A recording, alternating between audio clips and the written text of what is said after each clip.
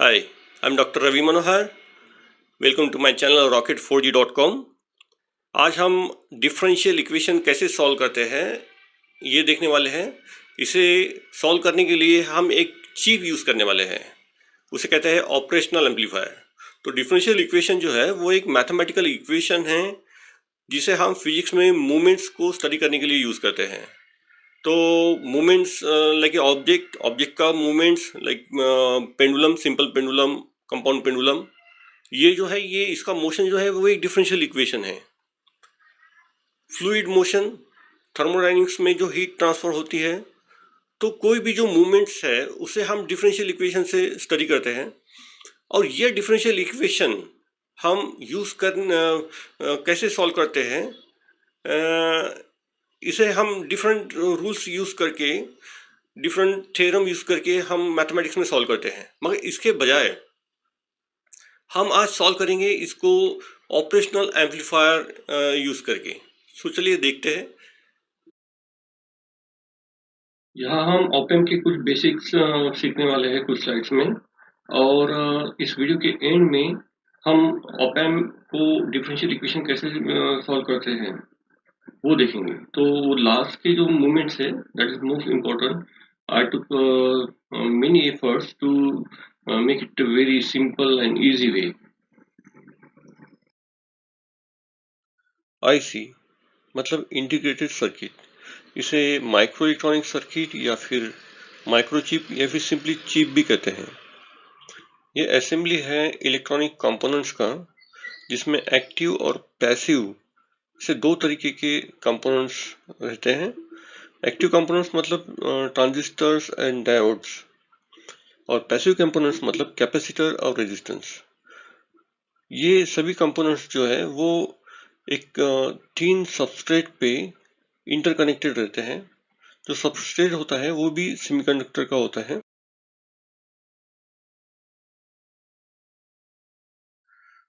Operational amplifier IC 741, इसमें हम 2, 3 और 6 नंबर का ही टर्मिनल यूज करने वाले हैं हमारे ऑपरेशंस में। 4 और 7 नंबर का जो टर्मिनल है ये पावर सप्लाई के लिए है। कोई भी आईसी को डीसी पावर सप्लाई की जरूरत होती है ताकि वो अपना फंक्शन प्रॉपरली कर सके। विदाउट पावर सप्लाई वो अपना काम नहीं करेगी।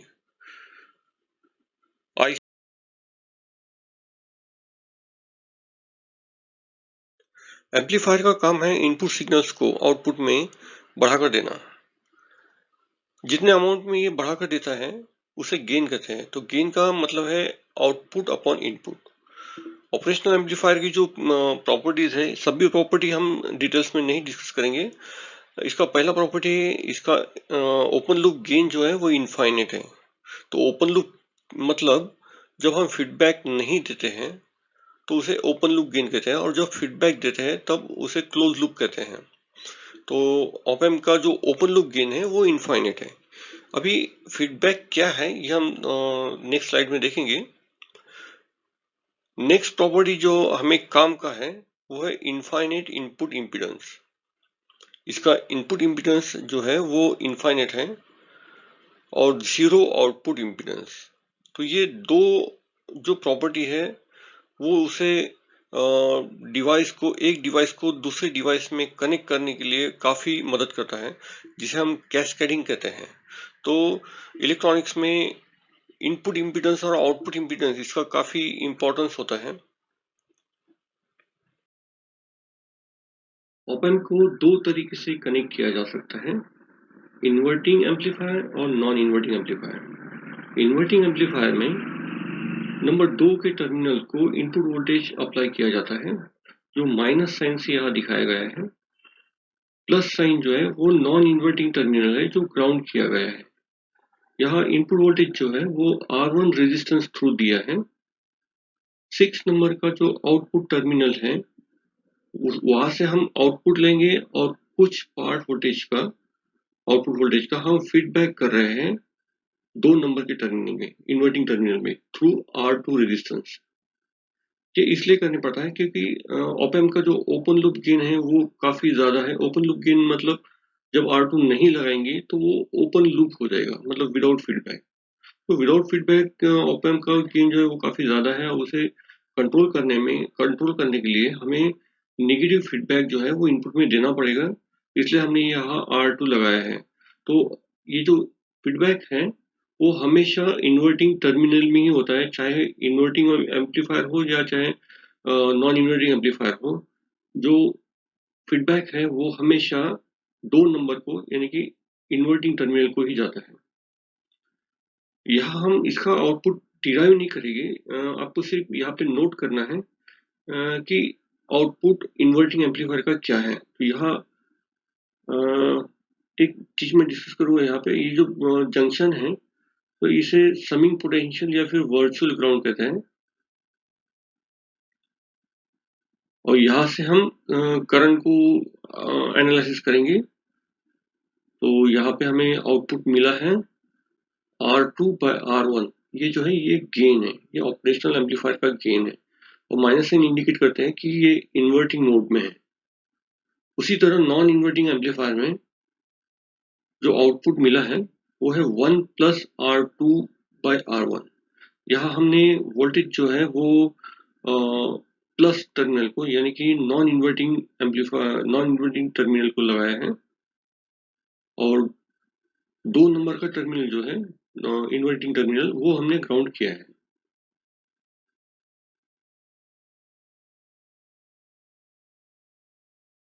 ऑप एम्प के कई सारे इंटरेस्टिंग एप्लीकेशंस हैं। हम यहाँ कुछ एप्लीकेशन डिस्कस करने जा रहे हैं जिसके थ्रू हम डिफरेंशियल इक्वेशन सॉल्व करेंगे। तो first one is differentiator amplifier. Differentiator amplifier में इनपुट का डिफरेंशिएशन होता है, डेरिवेटिव मिलता है विद रिस्पेक्ट टू टाइम। तो ये टाइम फैक्टर जो है वो कैपेसिटर की वजह से आया है। तो आरसी जो है ये टाइम कांस्टेंट है, तो dVi/dt is the derivative of input voltage and RC is the time constant, R is the feedback resistance. Next application is integrator amplifier. Integrator amplifier में यहाँ फीडबैक जो है वो कैपेसिटर थ्रू दिया है और इनपुट में रेजिस्टेंस लगाया है। तो ये जो आरसी जो टाइम कांस्टेंट था, तो अभी आउटपुट में ये इन्वर्स हुआ है और इनपुट का इंटीग्रेशन निकला है विद रिस्पेक्ट टू टाइम। इसका डेरिवेशन जो है वो आप सेपरेटली मेरे लेक्चर में देख सकते हैं। Next is the voltage follower. Voltage follower follow the input voltage at output. Here feedback is no feedback resistance is applied. यहाँ वोल्टेज फॉलोअर में इनपुट रेजिस्टेंस और आउटपुट रेजिस्टेंस नहीं लगाया है, तो R2/R1 या फिर RF/RI ये फैक्टर जो है वो 0 हो गया है।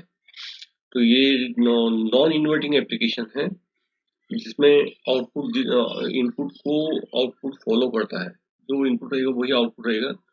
यहाँ पे इसका एडवांटेज ये है कि इसमें आउटपुट में इम्पीडेंस जो है वो काफी कम रहेगा, तो ये कैस्केडिंग में काफी हेल्पफुल रहता है। Next is the voltage comparator. Here both terminals को, इन्वर्टिंग और नॉन इन्वर्टिंग टर्मिनल्स को हम वोल्टेज लगा रहे हैं।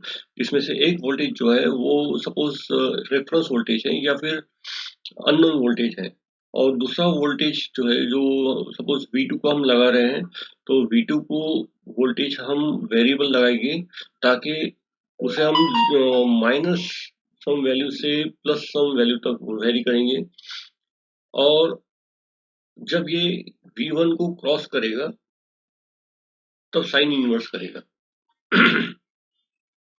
So this is kind of a comparator, voltage comparator. And next one is the summing amplifier. तो समिंग एम्पलीफायर में voltage का सम हो रहा है। यहाँ V1, V2, V3, V4 जो है वो वोल्टेजेस है, या फिर जो नंबर आपको सम करना है वो है R1, R2, R3 और R4। ये अगर हमने सेम लेते हैं तो जो आउटपुट में जो डिनोमिनेटर में रेजिस्टेंस आ रहा है वो they will come out, and if you set RF/R input equal to 1, then this will be exactly the sum of the all voltages at the input. So this is the summing amplifier. ये हमें काफी इसकी जरूरत है differential equation solve करने के लिए। चलिए देखते हैं कैसे सॉल्व कर सकते हैं हम differential equation using operational amplifier. हमारे पास एक डिफरेंशियल इक्वेशन है R C D mu by D T plus mu equal to Y mu S.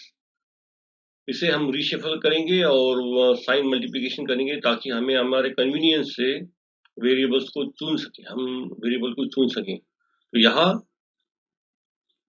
ये म्यू हमारे पास है, वी अज्यूम दैट म्यू हमारे पास है, mu is a voltage suppose.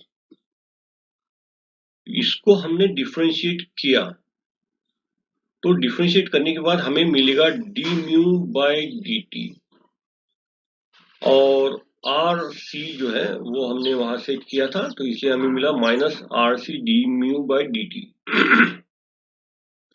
और हमें यहाँ हमारे डिफरेंशियल इक्वेशन में ये माइनस से रिमूव करना है, तो एक साइन इन्वर्शन का एप्लीकेशन लगा देते हैं। तो this kind of sine inversion, ये आर और आर ये सेम है, मतलब इसका गेन 1 है, तो यहाँ पे सिर्फ साइन इन्वर्स हो जाएगा क्योंकि ये इन्वर्टिंग एम्पलीफायर को लगाया है। तो हमें मिला यहाँ पे plus R C D mu by D T, तो हमें ये टर्म मिल गई, ये टर्म मिल गई। ये हमने अज्यूम किया था कि म्यू हमारे पास है, तो ये टर्म मिल गई। अभी इसको हम सम करेंगे, हमारे पास R C D mu by D T है, इसको हम सम करेंगे वाई म्यू एस से। तो हमारे पास सपोज म्यू एस है और वाई आर, ये हमने फीडबैक रेजिस्टेंस दिया है, तो इसका आउटपुट जो मिलेगा वो मिलेगा वाई म्यू एस। तो ये हमारे पास वाई म्यू एस आउटपुट है, इन्वर्टिंग एम्पलीफायर इसलिए ये माइनस साइन मिला है। तो हम ये ऊपर वाला टर्म और ये नीचे वाला टर्म अभी ऐड करेंगे, और आप साइन को अगर प्रॉपरली देखेंगे तो ये हमारे डिफरेंशियल इक्वेशन की जैसे ही मिल रहा है। तो यहाँ हमें मिला minus R C D mu by D T plus Y mu S output में, जो कि इक्वल टू वी है। अब ये वी हमने जो पहले कंसीडर किया था कि हमारे पास है, तो वो हमें यहाँ पे मिल चुका है, तो इसे हम म्यू में कनेक्ट कर देते हैं, तो ये मिला हमें हमारा परफेक्ट डिफरेंशियल इक्वेशन। तो यहाँ पे आपका म्यू एस जो है वो इनपुट सोर्स है, ये म्यू एस इनपुट सोर्स है, and now this is the solution for our differential equation. ये सेकेंड एग्जांपल हम देख रहे हैं, यहाँ पे ये थोड़ा लंबा इक्वेशन है, D two V by D T square equal to, ये 3 टर्म्स यहाँ दिए हैं। तो यहाँ पे फर्स्ट डेरिवेटिव है पहले टर्म में, दूसरा टर्म और तीसरा टर्म। हम दूसरा टर्म्स में भी वेरिएबल v है, और तीसरे टर्म में ये सिर्फ कांस्टेंट है 25, उसमें जो v है उसको निगलेक्ट कर दीजिए, तो 25 जो है वो हम वोल्टेज ले लेंगे और स्मॉल v जो है वो वेरिएबल है, not a capital v is not a variable. तो ये 3 टर्म हमको सम करना है, तो ये 3 टर्म हमें सम करना है, इसलिए हमें लगेगा समिंग एम्पलीफायर। यहाँ पे हमने समिंग एम्पलीफायर लेके आए हैं, और ये 3 टर्म जो है ए बी सी से हम डिनोट कर रहे हैं, ये यहाँ पे हम इसको फेड करेंगे ताकि उसे सम किया जाए, और इसका अगर सम करते हैं तो हमें आउटपुट में मिलता है D two V by D T square. तो इसका आउटपुट मिला है हमें D two V by D T square. तो हमें अभी क्या करना है, हमें प्राप्त करना है ए बी सी, हमें जनरेट करना है ए बी सी का वैल्यू। तो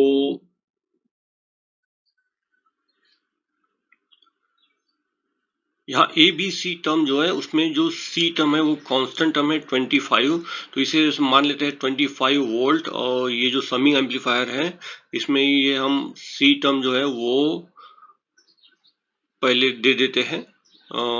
तो ये 25 वोल्ट इन्वर्टिंग एम्पलीफायर को दिया, इसका गेन मैंने 1 किया बाय 10K ओम रेजिस्टेंस, ये 10K बाय 10K हुआ 1, तो यहाँ पे मिला मुझे -25 वोल्ट। अब ये -25 वोल्ट फिर से ये समिंग एम्पलीफायर में गया, तो ये देखो ये 10 मेग है और ये भी 10 मेग है पहला समिंग में, तो ये हुआ 1, तो यहाँ मिला मुझे +25 वोल्ट यहाँ आउटपुट में। तो ये एक इनपुट की बात कर रहे हैं, समिंग के एक इनपुट की बात कर रहे हैं हम। अभी आउटपुट जो है वो पहले बताया था हमने कि आउटपुट में तीनों टर्म मिल रहे हैं, ए बी सी, और ये a प्लस बी प्लस सी हो रहा है d2v by D T square. अगर d2v by D T square को एक बार इंटीग्रेट कर दे तो हमें मिलेगा dv बाई डी टी, अगर rc को 1 कर देते हैं तो यहाँ पे d2v by D T square को एक इंटीग्रेटर थ्रू भेजा और इसका rc जो है वो 1 कर दिया by applying capacitor of value 0.1 microfarad and 10 Meg ohm. तो ये अगर इसको मल्टीप्लाई कर दे RC का वैल्यू 1 हो जाएगा, और इन्वर्शन है, इन्वर्टिंग एम्पलीफायर है, तो इसलिए यहाँ पे माइनस साइन आया है, minus dv by D T.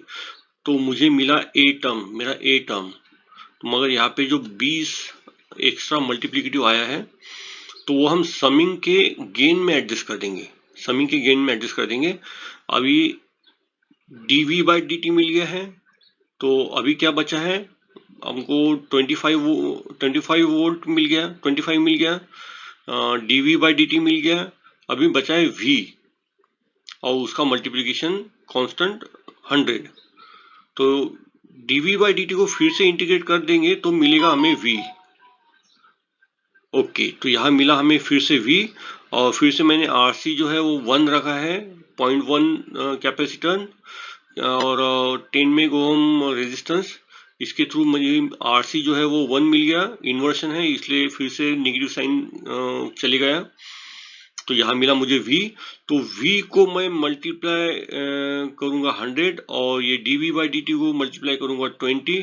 ये कैसे पॉसिबल है? ये समिंग के जो ये रेजिस्टेंस है उसके थ्रू पॉसिबल है। तो देखिए ये 10 को पहले ये minus dv by D T को हमने इन्वर्स किया, इन्वर्स मतलब साइन चेंज किया सिर्फ ये ऑप एम्प से, और यहाँ पे दिया उसको ये 500 के ओम को। तो 10 मेग ओम डिवाइड बाय 500 के ओम इक्वल टू होता है 20। तो यहाँ मिला मुझे ये plus 20 dv by D T. तो जो आउटपुट में मिलेगा minus 20 dv by D T. Summing का आउटपुट देख लीजिए, उसको चेक कीजिए, समिंग एम्पलीफायर में आउटपुट में कैसे वोल्टेज मिलता है। तो समिंग एम्पलीफायर में ये 1 वोल्टेज, सेकंड वोल्टेज और थर्ड वोल्टेज जो है वो सम करके मिलेंगे, और उसका जो मल्टीप्लिकेटिव कांस्टेंट है वो RF बाय RI रहेगा।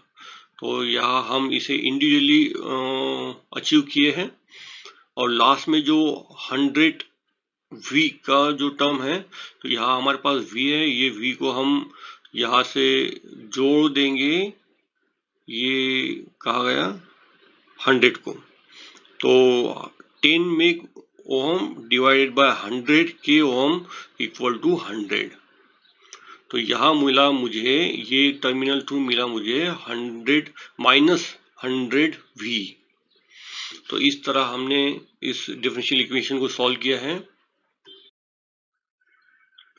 इसी वीडियो के बेस पे आपको असाइनमेंट दिया जा रहा है, जिसमें सेट ऑफ क्वेश्चंस होंगे, डिफरेंशियल इक्वेशन आपको वहाँ सॉल्व करना है। तो एक पेज पे आपको डायग्राम ड्रॉ करके उसका फोटो गूगल फॉर्म के लिंक में अपलोड करना है।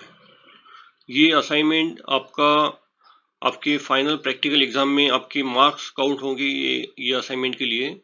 Apart from that the best performance will receive some prize. आपको दिए गए डेट से पहले ही आपको ये अपलोड करना है। So thanks for watching my video.